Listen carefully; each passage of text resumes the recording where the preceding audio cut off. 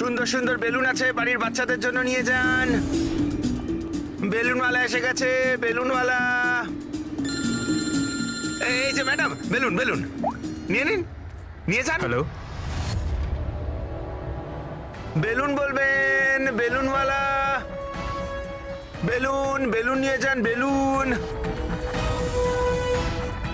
Balloon নেবে নাকি বাবা? বেলুন নিয়ে যাও। নেবে বেলুন? বেলুন বেলুনওয়ালা, বেলুন। বেলুন নিয়ে যান।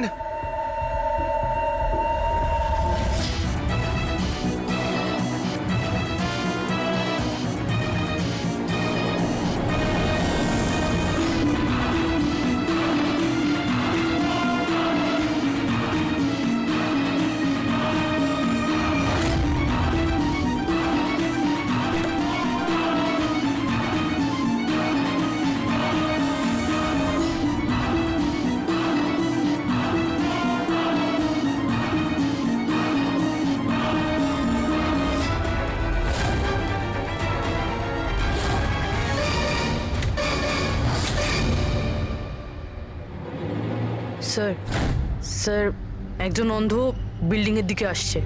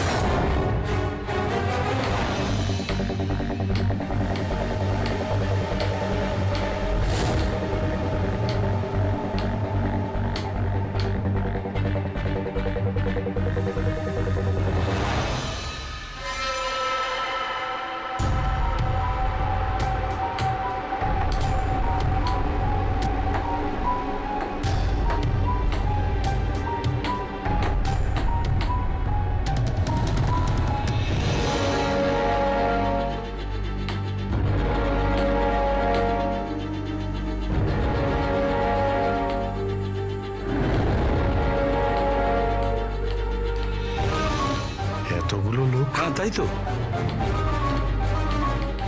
স্যার, এতজন অন্ধ একসাথে? আমরা তো একজন ভেবেছিলাম, এখানে তো 8-10 জন বেরিয়ে গেছে। মনে হচ্ছে এটা ওদের চাল। আপনারা যাবেন কোথায়? এক মিনিট, আপনারা সবাই একসঙ্গে এখানে কি করে এলেন? আরে কি করছেন এখানে আপনারা? আরে সবাই একসঙ্গে, কি হয়েছেটা কি? হ্যাঁ, কি হয়েছে? এখানে চোখের ফ্রি চেকআপের ব্যবস্থা করা হয়েছে। সম্পদ বলল, মানে ওই আমাদের এখানে ডেকে এনেছে। দেখুন, এখানে কোনো ক্যাম্প হচ্ছে না। আর আপনাদের এই খবরটা কে দিয়েছে বলুন তো? ওই তো ডেকেছিল আমাদের এখানে।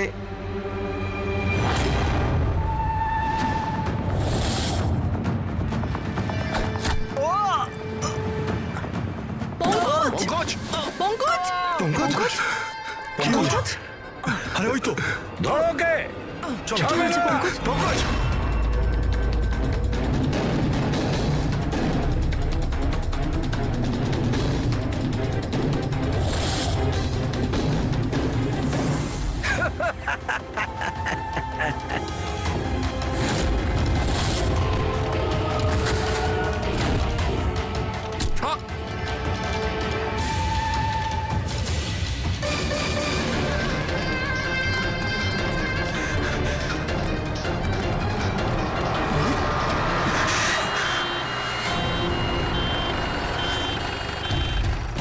এসো এসো, তাড়াতাড়ি এসো। পঙ্কজ, তোর কিচ্ছু হবে না। কিচ্ছু হবে না। পঙ্কজ! একে অ্যাম্বুলেন্সে নিয়ে যাও।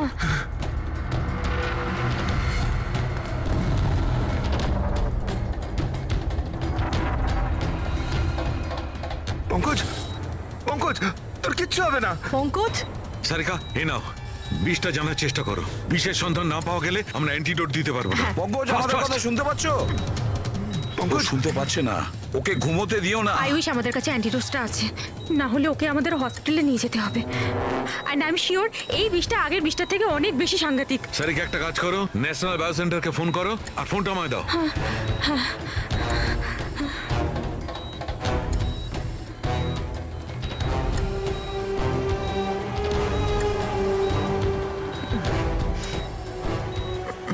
Don't worry Pankaj.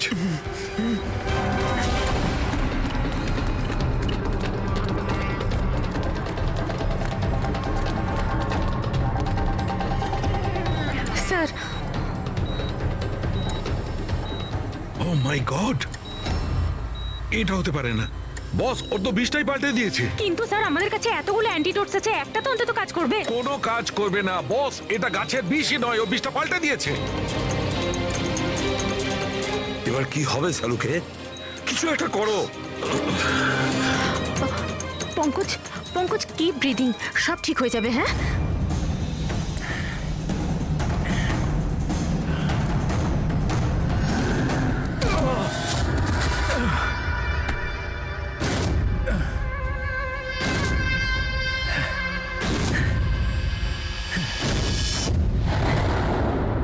স্যার আমার নাম মদন। এসব তুমি করেছো? কেন আমার পেছনে পড়ে আছো? আমি যেটা করেছি ঠিক করেছি। তুমি বলছো এগুলো করে ঠিক করেছো? আমি শুধু খারাপ লোকেদের শাস্তি দিয়েছি। যারা নিজেদের বাবা মায়ের খেয়াল রাখে না, তাদের বেঁচে থাকার কোনো অধিকার নেই। যখন আমার মায়ের মৃত্যু হয়েছিল, আমার দুনিয়া শেষ হয়ে গেছিল। ওই সময় তখন থেকেই আমি এই সংহতি বৃদ্ধাশ্রমে শুরু করেছি। স্যার ওখানে যত বয়স্ক বাবা মা আসেন না, সব তাদের সন্তানের কাছে অত্যাচারিত। এটা দেখে আমার মাথায় রক্ত উঠে যায়। আমি সেই সময় সিদ্ধান্ত নিই যে এই সবগুলোকে আমি শাস্তি দেব। সেই জন্য এদের মেরে দিই। আমি কি ভুল করেছি? আমি কিছু করুন স্যার, কিছু করুন স্যার। কিচ্ছু করতে পারবো না যতক্ষণ না ওই বিষটা কম্পোজিশন জানতে পারছি। ফ্রেডি, আমরা কিচ্ছু করতে পারবো না। যদি ভুল অ্যান্টিডোট দেওয়া হয় তাহলে আরো বেশি ক্ষতি হবে ভাই। স্যার স্যার পঙ্কজের অবস্থা তো খারাপ হচ্ছে আরো। স্যার পালস পড়ে যাচ্ছে, হসপিটাল নিয়ে যেতে হবে হসপিটালে স্যার। কিচ্ছু হবে না, আমাদের এত অত সময় নেই টেস্ট করার মতো। যতক্ষণ না এই বিষটার অ্যান্টিডোট পাচ্ছি। পঙ্কজ হ্যালো, হ্যাঁ স্যার,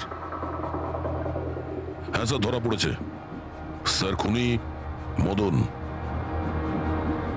হ্যাঁ, বিষ। হ্যাঁ আমি জানছি স্যার। কখনো জানতে পারবে না তোমরা, কখনো জানতে পারবে না তোমরা। ওরা শাস্তি পাবে, ওরা শাস্তি পাবে। ও নো! মদন, মদন, মদন, তাড়াতাড়ি অ্যাম্বুলেন্স ডাকো, তাড়াতাড়ি। না স্যার, কোনো লাভ নেই। আমার কাজ হয়ে না গেছে মদন, স্যার। মেনে নিচ্ছি তুমি ওদের সাথে যা কিছু করেছো ঠিক করেছো, কিন্তু তুমি যাকে ওই বিষটা দিয়েছো ও নির্দোষ, ও নিরপরাধী, ও কিচ্ছু করেনি। ওই বিষটা কি বলো? হ্যাঁ BTX স্যার, ওই বিষটার নাম BTX স্যার। সালুকে ওই বিষের নাম হলো BTX। ঠিক আছে, পঙ্কজ কিছু হবে না। নার্ভাস হয়েও না। কিছু হবে না। দেখো কিছু হবে না। ওকে চোখ কিছু হবে বুঝতে না। দেবে না। মদন, ব্যাস হয়ে গেছে, হয়ে গেছে। You will be alright. আর পঙ্কজের কিচ্ছু হবে না, কিচ্ছু হবে না। Welcome my boy. ভয় পেও না, কোনো ক্ষতি হবে না তোমার। তুমি মানুষ হিসেবে সত্যি ভালো ছিলে, কিন্তু যা করেছো তা খুবই খারাপ। এই তো চলে গেল অভিজিৎ, কিন্তু যাই হোক এর ওই বৃদ্ধাশ্রমটাকে বন্ধ হতে দেব না।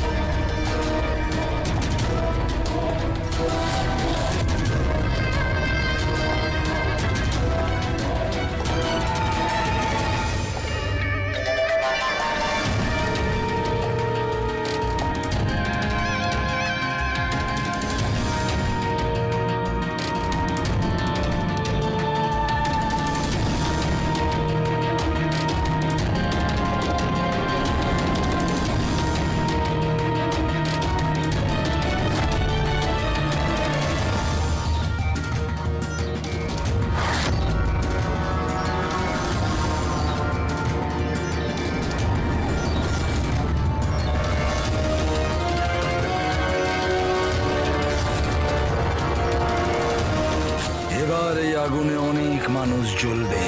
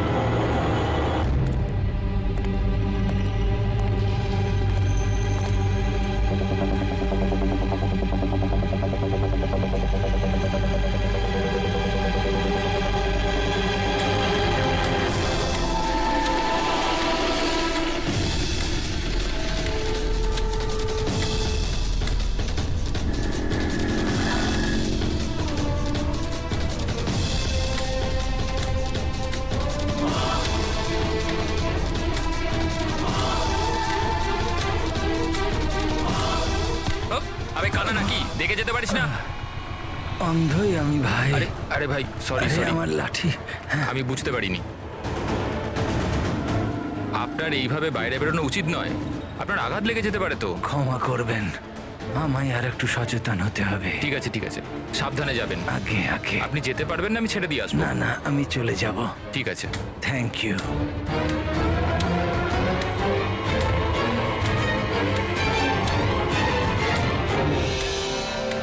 কি হলো রে বাবা, এ ব্যথা করছে কেন?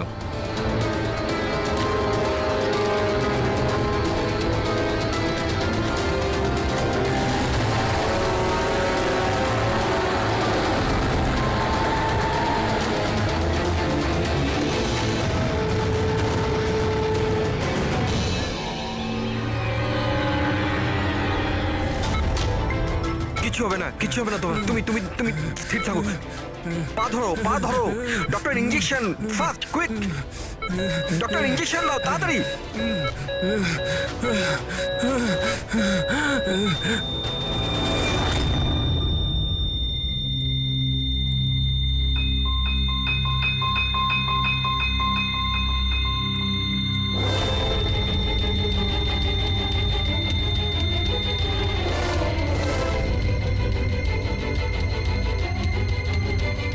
ও my god, he is dead.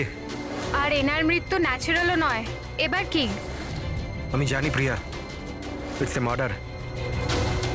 আমি ডক্টর সালুখেকে এই কেসের ব্যাপারে সব কিছু বলে দিয়েছিলাম। এতক্ষণও তো উনি ফাইন্ড আউট করেই নিয়েছেন যে রমেনের মৃত্যুর প্রকৃত কারণ কি। বিষ? রমনের মৃত্যু বিষক্রিয়ায় হয়েছে? হ্যাঁ বস, খুব মারাত্মক বিষ। প্রথমে এটা মানুষের মস্তিষ্কে প্রভাব বিস্তার করে। প্রথমে ডিলেরিয়াম, ফটোফোবিয়া, অ্যামিনেশন। তারপরে ওই বিষটা অন্য অঙ্গ প্রত্যঙ্গে প্রভাব বিস্তার করে। বাকি অঙ্গ প্রত্যঙ্গ ধীরে ধীরে কাজ করা বন্ধ করে দেয় আর মানুষের মৃত্যু হয়। ডক্টর সালুখে, এটার কোনো অ্যান্টিডোট হবে নিশ্চয়ই? সব বিষেরই অ্যান্টিডোট হয় ফ্রেডি, কিন্তু সেই জন্যে আমাদের ওই বিষের ব্যাপারে সবকিছু জানা প্রয়োজন। আর বস, এই বিষ খুব সহজে ধরা যায় না। আমাকেও অনেক ধরনের টেস্ট করতে হয়েছে ওই বিষটা আইডেন্টিফাই করতে। স্যার, বীজ দিয়ে মারা আলাদা কথা, কিন্তু এমন বীজ দেওয়া যাতে এইভাবে ছটফট করতে করতে মরবে, এটা কিরকম চমকে যাওয়ার মতো কথা না স্যার? সে যেই হোক এতটাই ঘৃণা করতো রমনকে যে ও ওকে এরকম সাংঘাতিক ভাবে মেরে ফেললো। বুঝে উঠতে পারছি না কে হতে পারে, কে হতে পারে। যে কেউ হতে পারে স্যার। স্যার, ওই রমেনের জুয়ন নেশা ছিল। ক্রিকেট, রেসকোর্ট, সাট্টা, সব রকমের জুয়া। আর এইসবের চক্করে ওর 5 কোটি টাকার ধার হয়ে গিয়েছিল। 5 কোটি? 5 কোটি? হ্যাঁ স্যার, ওর কাছে হুমকি ভরা মেসেজ এসেছিল। ওর ফোন রেকর্ডে এরকম প্রচুর মেসেজ রয়েছে যেগুলো ওকে বুকিজ আর সাট্টার লোকেরা পাঠিয়েছিল। এই দেখুন। স্যার, হতে পারে যে এদের মধ্যেই কারুর হুমকি সত্যি হয়ে গেছে হয়তো। বুঝতে পারছি না, কিন্তু যেভাবে মেরেছে স্যার, মনে তো হচ্ছে না কোনো বুকির কাজ এটা। যাই হোক, এদের ডাকতে তো হবেই, দেখা যাক কিছু পাওয়া যায় কিনা। Hello ACP Pradyuman. আচ্ছা, ঠিক আছে।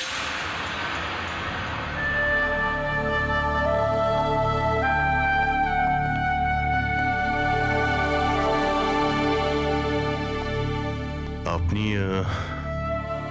রমেনের খুড়তুতো ভাই হিতেন।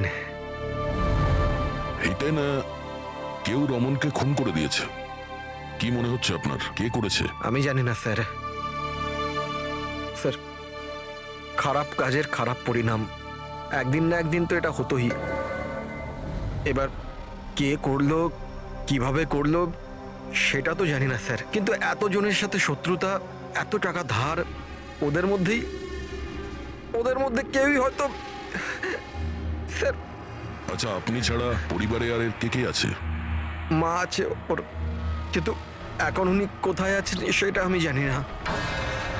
আচ্ছা ঠিক আছে, আমাদের ইনভেস্টিগেশন এখনো চলছে, তো বডিটা এখন আমাদের কাছেই থাকবে। আপনি আপনার নাম্বারটা ওখানে লিখিয়ে দিয়ে যান, প্রয়োজন পড়লে আপনাকে কল করে নেব। ঠিক আছে স্যার। Thank you.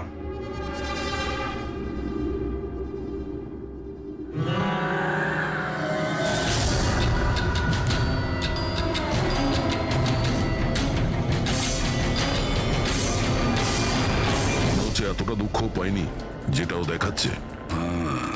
বডি নেওয়ার কোনো তাড়াও নেই, যেতে বলার সঙ্গে সঙ্গে চলেও গেল, কিছু জিজ্ঞাসাও করলো না কবে বডি পাওয়া যাবে। গোলমাল আছে, গোলমাল আছে এই হিতেনের মধ্যে, গোলমাল আছে। ওকে দেখে মনে হয় এই কথাটা কনফার্ম করতে যে রমন মারা গেছে কি না। নজর রাখো ওর ওপরে। রমেন, রমেন, বাবা, সাবধানে সাবধানে। রমেন কি হলো বাবা? রমেন, ম্যাম আপনি আমার ছেলে রমেন, রমেনের কি হলো স্যার? কি হলো বাবা? কি হলো?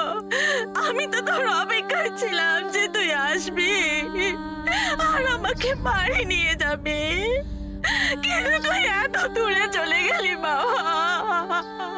আপনি আপনার ছেলে রমনের সাথে থাকতেন না? আগে না স্যার, আপনি স্যার আমার নাম মদন।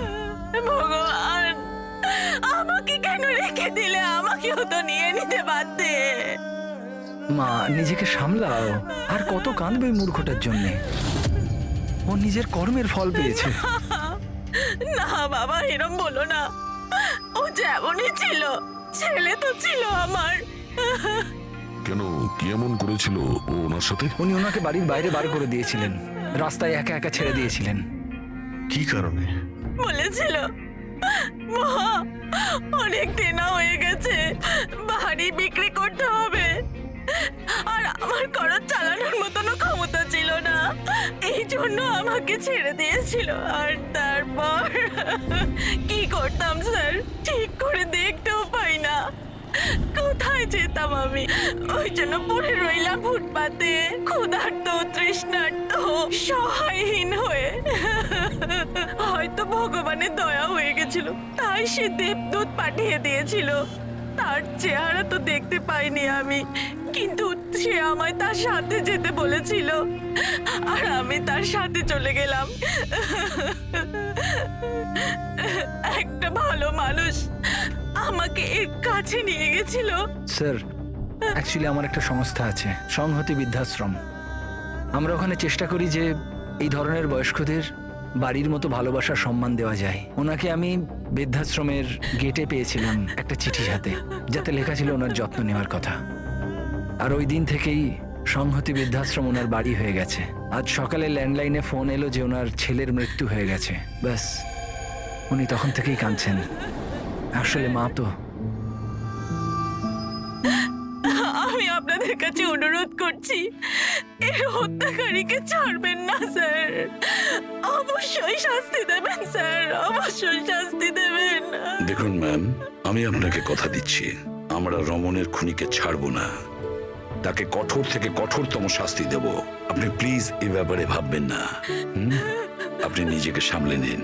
মদন, তুমি ওনার খেয়াল রেখো। আরো একটা কথা, কোনো কিছুর দরকার যদি আপনাদের পড়ে, তাহলে নিশ্চয়ই আমাদের জানাবেন। দারুণ ব্যাপার।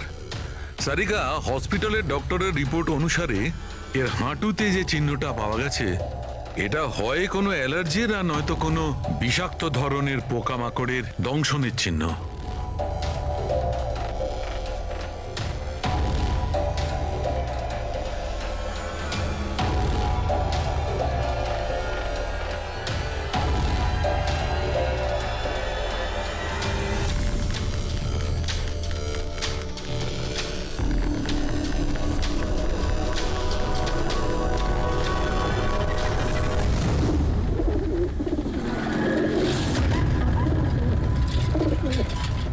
স্যার, এই হিতেনের হাবভাব কিন্তু ভালো ঠেকছে না। এমন এমন সব লোকজনের সঙ্গে ওর পরিচয় আছে যে ওকে সন্দেহ করাটা স্বাভাবিক।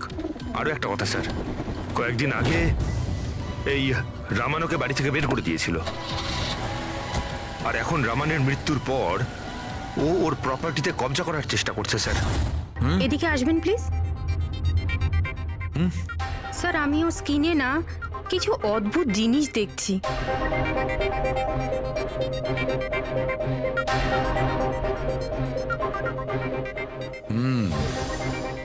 সারিকা, এই যে অদ্ভুত জিনিসটা দেখতে পাওয়া যাচ্ছে, আসলে এটা প্যারাফিন। প্যারাফিন? আরে তার মানে ওই বিষটা ওর থাইতে ইনজেক্ট করা হয়েছিল? করা হয়েছে, ওই বিষটা এর থাইতেই ইনজেক্ট করা হয়েছে। তাহলে এই মোম কোথা থেকে এলো? মোম কোথা থেকে এলো? সারিকা, এইখান দিয়ে খনি বিষ ইনজেক্ট করেছে। আসলে এই বিষটা মোম দিয়ে, প্যারাফিন দিয়ে কোটেড ছিল। এই জন্যে এর চামড়াতেও আর এর রক্ততেও প্যারাফিন পাওয়া গেছে। কারণ খুনি চায়নি যে এই বিষটা ওর শরীরে গিয়ে খুব শিগগিরই কাজ শুরু করুক, সেই জন্য ও এটাকে কোট করে দিয়েছে। আর এই যে বিষটা এসকামাইন, এটা একটা বায়ো পয়জন, জৈবিক বিষ। খুনি সেটা মোম দিয়ে কোট করেছে, এর শরীরে ইনজেক্ট করেছে, আর তারপর মোমটা এর শরীরের উত্তাপে গলতে শুরু করে দিয়েছে, আর বিষটা এর শরীরের মধ্যে গিয়ে নিজের কাজ শুরু করে দিয়েছে। তার মানে এই বিষটা কোনো লিকুইড ফর্মে নয়, বরং প্যালেট মানে ছোট গুলির আকারে এর শরীরে প্রবেশ করানো হয়েছিল। এক্স্যাক্টলি।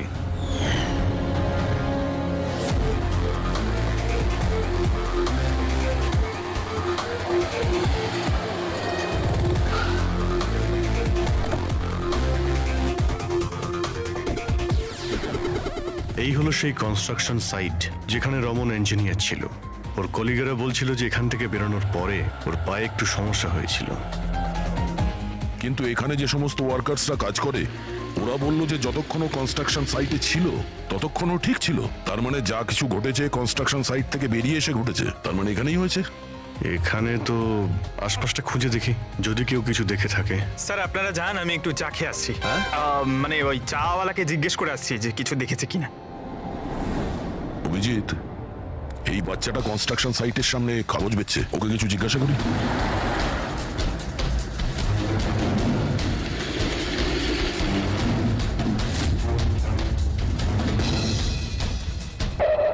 কি নাম বাবা তোমার? চুটকি। ছুটকি। আচ্ছা তুমি এটা দেখো তো, এটা এই ছবিটা ভালো করে দেখো, দেখো তো তুমি একে চিনতে পারছো কিনা। হ্যাঁ, এই লোকটা তো আমার কাছ থেকে খবর কাগজ কিন্তু 3 দিন ধরে আসছে না। তাহলে 3 দিন আগে তুমি এই আঙ্কেলকে এখানে দেখেছিলে? হ্যাঁ, একটা লোকের সঙ্গে ধাক্কা খেয়েছিল, ওনার চোটও লেগেছিল। ওই লোকটা কেমন অদ্ভুত ছিল। অদ্ভুত? অদ্ভুত মানে? আবে অন্ধ নাকি, দেখে যেতে পারিস না? অন্ধ আমি ভাই।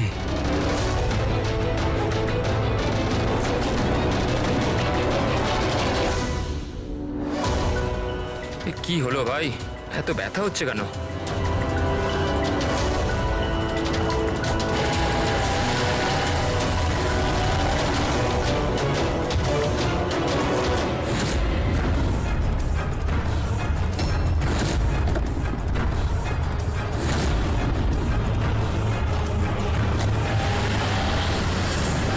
তার মানে ও অন্ধ ছিল না, ওই হামলা করেছিল রমনের ওপর। আচ্ছা এটা বলো তো যে ওই আঙ্কেলকে তুমি চিনতে পারবে? তুমি কি ওকে ঠিক করে দেখেছিলে? না। আচ্ছা ওই গাড়ির নাম্বারটা মনে আছে? না আঙ্কেল, ওই আঙ্কেলকে গাড়ি চালাতে দেখে আমি অবাক হয়ে গেছিলাম, এই জন্য গাড়ির নাম্বার মনে নেই। কিন্তু কি হয়েছে আঙ্কেল? ইঞ্জিনিয়ার আঙ্কেল ঠিক আছে তো? না বাবু, ওর কিছু হয়নি, ও অন্য কোনো কনস্ট্রাকশন সাইটে চলে গেছে, এখনো এখানে আসবে না। Thank you. হ্যাঁ তুমি এখন নিউজ পেপার বিক্রি করছো, তুমি স্কুলে যাবে না?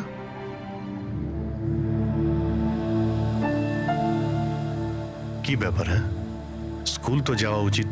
আর তুমি তো খুবই ইন্টেলিজেন্ট মেয়ে, অ্যাকচুয়ালি প্রত্যেক বাচ্চারই স্কুলে যাওয়া উচিত, আর তোমারও যাওয়া উচিত। কিন্তু স্কুল যাওয়ার জন্য অনেক টাকা দরকার না আঙ্কেল? আমার কাছে টাকা নেই। বাবু, যদি তোমার পয়সা দিতে না হয় তাহলে তুমি স্কুলে যাবে? হ্যাঁ আঙ্কেল, আমি নিশ্চয়ই যাব, আমার পড়তে খুব ভালো লাগে।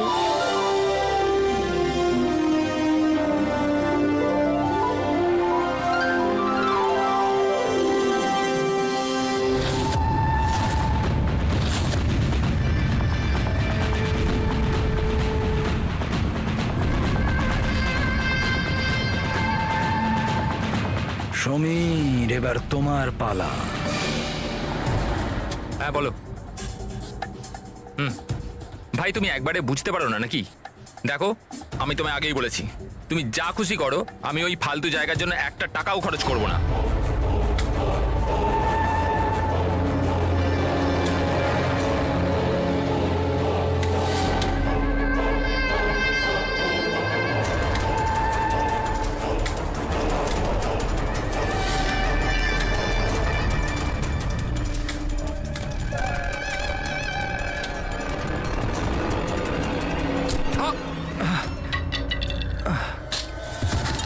ওই দেখতে পাল, আমার আমার লাঠি।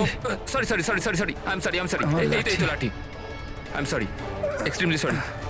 আপনার কোথাও লাগেনি তো? আপনি ঠিক আছেন তো? আমি আপনাকে কোথাও ছেড়ে দিই? না না, আমি ঠিক আছি, আমি চলে যাব। আপনি আপনি ঠিক আছেন তো? হ্যাঁ, আমি আমি আমি আমি ঠিক আছি। আপনি সাবধানে যাবেন। হ্যাঁ ঠিক আছে, আপনি সাবধানে যাবেন। ওকে, থ্যাংক ইউ। হ্যাঁ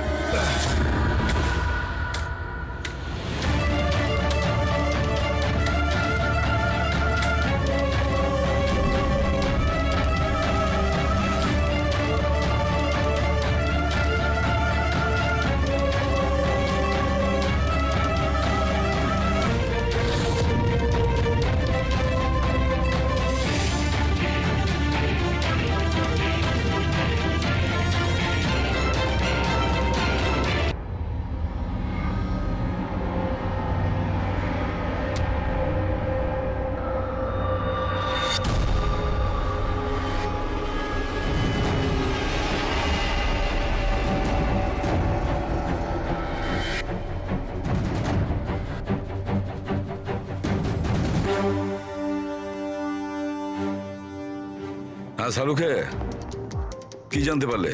বস, এই লোকটাকে যে বিষটা দেওয়া হয়েছে সেটাও কোনো গাছ থেকেই তৈরি করা হয়েছে। কি, এটাও কোনো গাছ থেকে? হ্যাঁ বস, কিন্তু এটা কি ধরনের বিষ সেটা সারিকা এক্ষুনি জেনে যাবে। এই বিষটার নাম রিকিউনিস কমিউনিস, আর এই বিষটা আগের বিষটার থেকেও অনেক বেশি বিষাক্ত আর ভয়ঙ্কর। রিকিনেস, এটা কোনো গাছের নাম নাকি? হ্যাঁ ফ্রেডি, এটা একটা গাছের নাম। আর বস, এটা কোনো সাধারণ গাছ নয়, সহজে পাওয়া যায় না। আর খুনি যে কেউ হোক, বস ওর গাছপালা সম্পর্কে খুব ভালো জ্ঞান আছে। হ্যাঁ হ্যাঁ, সেটাই তো হওয়ার কথা এই গাছের ব্যাপারে। তাই তো। কিন্তু স্যার, এই খুনটার কারণ কি হতে পারে? আমরা তো রামানের খুনের কারণ জানি না, সমীরেরও না, আর দূর দূর পর্যন্ত এদের নিজেদের মধ্যে কোনো সম্পর্কও ছিল না। স্যার, সমীর আর রমনের মধ্যে একটা জিনিস তো খুবই কমন। কি? মাই গড, তাহলে এটাই সেই সূত্র যেটা সমীর আর রমনকে যুক্ত করে? তাহলে কি দুজনে একই ভুল করেছে? হ্যাঁ স্যার, রমনের মতো সমীরও তার বুড়ো ক্যান্সার আক্রান্ত বাবাকে বাড়ি থেকে বের করে দিয়েছিল। ওদের ব্যাপারে জিজ্ঞাসাবাদ করতে গিয়ে আমাদের এমন একজনের সঙ্গে আলাপ হয়, যিনি সমীরের বাবাকে খুঁজতে সাহায্য করলেন আর এই কেসটার একটা দিকও খুলে দিলেন। সে কে? স্যার, ইনি doctor Dinesh, hello sir. Cancer সেন্টারের এইচওটি। সমীরের বাবার চিকিৎসা উনিই করছিলেন। ডক্টর দীনেশ, একটা কথা আমাকে বোঝান। সমীর যখন তার বাবাকে বাড়ি থেকে বের করে দেয়, তাহলে সমীরের বাবা, মানে বলতে চাইছি সমীরের বাবা আপনার ওখানে কিভাবে পৌঁছলো ক্যান্সার সেন্টারে? কেউ ওনাকে হাসপাতাল পৌঁছে দিয়েছিলেন। আমি হাসপাতাল পৌঁছেছিলাম যখন আমি ওনাকে দেখলাম একটা চেয়ারে বসে কিছু বিড়বিড় করছিলেন, হাতে একটা খাম ছিল। আমি জিজ্ঞেস করলাম, আপনি কে? কিন্তু উনি কিছু মনে করতে পারলেন না। আমি ওনার হাত থেকে খামটা নিলাম। টাকা ছাড়াও একটা চিঠিও ছিল, তাতে লেখা ছিল উনি ক্যান্সারের পেশেন্ট, আর আমরা যাতে ওনাকে এখানে ভর্তি করিয়ে চিকিৎসা শুরু করি। অ্যাডমিশনের জন্য যে টাকাটা লাগবে সেটা খামের মধ্যে আছে, আর চিকিৎসার যা খরচ সেটা হাসপাতালের অ্যাকাউন্টে ট্রান্সফার হয়ে যাবে। ওনার বয়স আর অবস্থা দেখে আমি ওনাকে অ্যাডমিট তো করে নিলাম, কিন্তু আমি চিন্তায় ছিলাম যদি টাকাটা না পাওয়া যায়। কিন্তু ভগবানের অনেক কৃপা, পরের দিনই চিকিৎসার সমস্ত টাকা 10 লাখ টাকা হাসপাতালের অ্যাকাউন্টে ট্রান্সফার হয়ে গেছিল। 10 লাখ টাকা? কে কি ট্রান্সফার করেছে? স্যার 100% খুনই করেছে। স্যার, ব্যাংক ডিটেলস থেকে জানতে পারবো? জানতে পারা গেছে অ্যাকচুয়ালি টাকাটা সমীরের ওয়াইফ রত্না দিয়েছিল। এইসব আমার ভুল স্যার। আমার জন্য সমীরের প্রাণ চলে গেল। আমি ওকে বলেছিলাম বাবার দেখাশোনার জন্য খুব প্রবলেম হচ্ছিল, আর সব সম্পত্তি আর সব আমাদের নামে হয়ে গিয়েছিল। তাই আমি সমীরকে বলে বাবাকে বাড়ি থেকে বের করে দিয়েছি। লজ্জা হয় না তোমার? সমীরের বাবা তোমারও বাবার মতনই, তাকেই বাড়ি থেকে বের করে দিলে? তাহলে এসব করার পরেও ওনার ট্রিটমেন্টের জন্য 10 লাখ টাকা কেন দিলেন? আমাকে কেউ হুমকি দিয়েছিল স্যার, যে বাবার চিকিৎসার জন্য 10 লাখ টাকা না দিলে ও সমীরকে আর আমাকে মেরে দেবে। স্যার, আমি ওনাদের 10 লাখ টাকা দিয়ে দিয়েছি, তাও ওরা সমীরকে মেরে ফেললো। আর আর এখনো বলেছে যে প্রতি মাসে বাবার চিকিৎসার জন্য 50,000 টাকা না দিলে ও আমাকেও মেরে ফেলবে। কারোর উপর সন্দেহ আছে তোমার? না। ওর ব্যাপারে কিছু মনে আছে? ওর গলার স্বর, কথা বলার ধরন? কিচ্ছু মনে নেই স্যার, প্লিজ আমাকে বাঁচিয়ে নিন স্যার। আমি মরতে চাই না স্যার, আমি বাবাকে বাড়ি নিয়ে আসবো।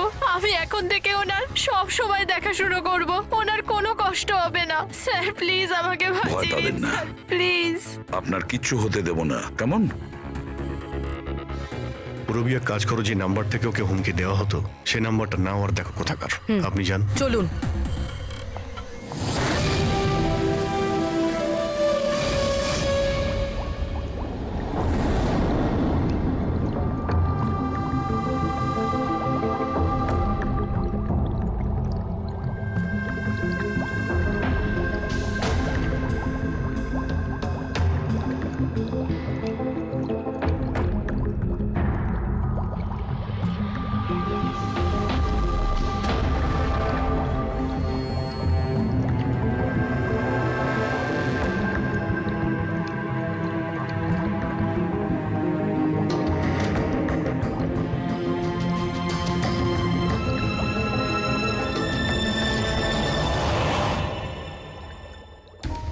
স্যার, আমরা এতগুলো অ্যান্টিডোটস বানিয়েছি, কিন্তু এটার কি নিশ্চয়তা আছে যে খুনি এর মধ্যেই কোনো একটা বিষ ব্যবহার করবে? এবার আর যাই করি, আমরা খুনির মাথার ভেতরে তো আর ঢুকতে পারবো না। তোমার কথাটা একদম ঠিকই সারিকা, কিন্তু একটা কথা ভাবো, খুনি এই গাছগুলো থেকে বিষ বার করে ব্যবহার করছে। এই গাছগুলো থেকে আগেরটা থেকে আরো বেশি বিষাক্ত প্রত্যেকবার। আমাদের সব সময় প্রস্তুত থাকতে হবে। জানি না পরের বার কোন ধরনের গাছের বিষ কাকে প্রয়োগ করবে, জানি না কার ওপর, কবে, কখন, কোথায়, কোন ধরনের গাছের জানা নেই।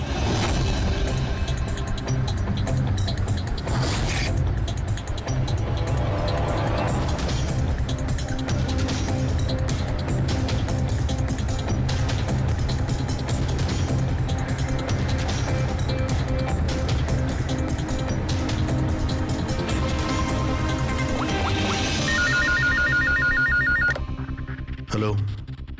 হ্যাঁ হ্যাঁ, পুরবি বলো। স্যার, সেই ফোন বুথটা যেখান থেকে খুনি রত্নাকে খুনের হুমকি দিয়েছিল সেটা ওই বান্দ্রা রেল স্টেশনের কাছেই। Bandra railway station? কিন্তু ওখানে তো খুব ভিড় থাকে, ওখানে নিশ্চয়ই ও অন্ধ সেজে এই কাজটা করেনি।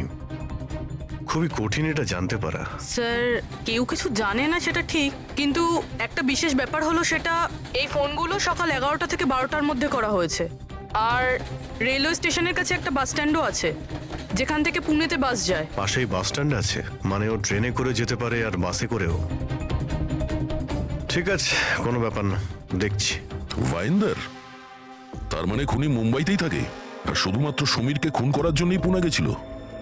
তাহলে পুনাও ট্রেনে করে গেছিল, কিংবা বাসে, কিংবা কোনো প্রাইভেট গাড়ি, কিংবা তার নিজের গাড়িতে। সেটাই তো স্যার, খুনি এটা জানতো যে আমরা রত্নার কাছে পৌঁছবই, আর এই কলের ব্যাপারটাও আমরা জেনে যাব।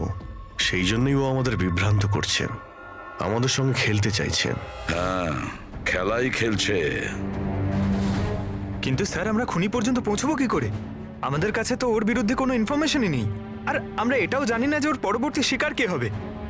পঙ্কজ, খুনি শিকারের কাছে পৌঁছনোর আগেই আমরা তার কাছে শিকার পৌঁছে দেব। এই ঘটনাটা আজ সকাল 10টার মুম্বাইয়ের গোরেগাঁও রেলওয়ে স্টেশনেতে একজন বয়স্ক মানুষ ট্রেনের সামনে এসে আত্মহত্যা করার চেষ্টা করছিলেন। আশপাশের লোকেরা ওনাকে বাঁচিয়ে নিয়েছেন। আসুন জেনে নেওয়া যাক কি কারণ ছিল যেটা একটা বয়স্ক মানুষকে এটা করতে বাধ্য করছিল। ছেড়ে দাও আমাকে, কেন আমাকে ধরে রেখে দিয়েছো? ছেড়ে দাও আমাকে, আমি বাঁচতে চাই না। কি করব আমি বেঁচে থেকে? কিন্তু আপনার সাথে কি হয়েছে? আপনি কেন আত্মহত্যা করতে চাইছিলেন? কি হয়েছে? আমার সঙ্গে কি হয়েছে? আমাকে আমাকে আমার একমাত্র ছেলে বাড়ি থেকে বার করে দিয়েছে ধাক্কা মেরে। আমি আমার ছেলেকে এত আদর যত্নে বড় করলাম, আর ও আমাকে ধাক্কা মেরে বাড়ি থেকে বার করে দিল। এটা তো খুবই দুঃখের কথা। এ কি অবস্থা আমাদের আজকালকার সমাজের। আপনার ছেলে কি করেন? কি কাজ করে? স্কুলে যায়। টিচার বুঝি? না, পড়াশোনা করে, স্কুলে পড়াশোনা করে। এখন 8 বছর বয়স। হ্যাঁ, কি বললেন আপনি? কি বললাম আমি? আপনার ছেলের কত বয়স হলো? কত বছর বয়স? আপনি যে বললেন 8 বছর বয়স। আমার ছেলে 8 বছর বয়স মাত্র আমাকে ঘর থেকে বার করে দিল, আমি মরেই যাব। আপনারা শুনতেই পেলেন, ইনি দাবি করছেন যে এনার 8 বছরের ছেলে এনাকে বাড়ি থেকে বের করে দিয়েছে। কি এমন ঘটেছিল? কে এই 8 বছরের বাচ্চা? রেল লাইনে মাথা দিচ্ছিলেন যে বয়স্ক মানুষ, তার 8 বছরের ছেলের খোঁজ আমরা পেয়ে গেছি। আসলে তিনি একজন 33 বছরের সফটওয়্যার ইঞ্জিনিয়ার। বয়স্ক মানুষটির মস্তিষ্কে সমস্যা থাকার জন্য উনি এখনো ছেলেকে 8 বছরেরই ভাবেন। ওনার ছেলে আমেরিকায় থাকেন, আর সে ওনাকে বাড়ির বাইরে বার করে দিয়েছেন। আর তারপরে বয়স্ক মানুষটি আত্মহত্যা করার চেষ্টা করেন। আসুন আসুন ওনার ছেলেকে জিজ্ঞেস করি উনি এটা কেন করলেন। স্যার, 1 মিনিট স্যার একটা প্রশ্ন ছিল। স্যার, এটা কি সত্যি খবর যে আপনি আপনার বাবাকে বাড়ি থেকে বার করে দিয়েছিলেন? এটা সত্যি। স্যার আপনি এটা কেন করলেন? আপনার কি এটা একদম খারাপ লাগলো না? বার করেছি আমি, আর খারাপও লাগেনি। আপনি চেনেন ওনাকে? আপনি কখনো সহ্য করেছেন? ওনার অ্যালজাইমার আছে, ওনাকে সামলাতে সামলাতে পাগল হয়ে যাচ্ছি আমি। আমার একটা নিজস্ব জীবন আছে, আমার ওয়াইফ আছে, বাচ্চা আছে। কি করব আমি? আরে কতদিন ধরে টাকা খরচা করে ওনার ট্রিটমেন্ট করাবো আমি, আর কিচ্ছু নেই আমার কাছে। কি করে ট্রিটমেন্ট করাবো ওনার আমি? আরে আমাদের পেছন ছাড়ো তুমি, এখান থেকে দূরে কোথাও চলে যাও। বিরক্ত হয়ে গেছে আমি তোমার থেকে। এই নাটক দেখার জন্য এখানে দাঁড় করে রেখেছো, এবার আনন্দ পেয়েছো তো? চলে যাও এখান থেকে। Sir sir sir sir sir sir, আপনিও তো কখনো ছোট ছিলেন। ইনি আপনাকে পড়াশোনা শিখিয়ে বড় করলেন, আপনাকে মানুষ করলেন, আর আপনি ওনাকে বাড়ির বাইরে বার করে দিলেন। ভালোবাসা উদলে পড়ছে? হ্যাঁ, যা যা তুলে নিয়ে যা। মাথা খারাপ করো না আমার। তোমার যা করা ছিল তুমি করে নিয়েছো এখানে ডেকে আমাকে। শান্তি পেয়েছো তো? টাকা কামিয়েছো? যাও এখান থেকে। তাহলে দেখলেন আপনারা কিভাবে একজন ছেলে তার বাবাকে বাড়ির বাইরে বার করে দিলেন। এবার এই বয়স্ক মানুষটি কোথায় যাবেন? কার ভরসায় বাঁচবেন? ইনি এনার সারা জীবনের পুঁজি ছেলের উপর খরচ করেছেন, আর সেই ছেলেই আজকে এনাকে বাড়ির বাইরে বার করে দিয়েছে।